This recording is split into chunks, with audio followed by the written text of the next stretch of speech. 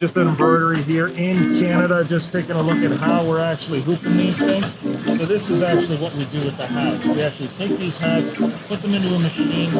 Right over here behind you, you can see that we've got the machines about ready to run. And what we're doing right now is we're taking a look at how we actually strap in the hats when they're actually going to be embroidered. So this is the front hat. This is how we actually make hats embroidered smoothly.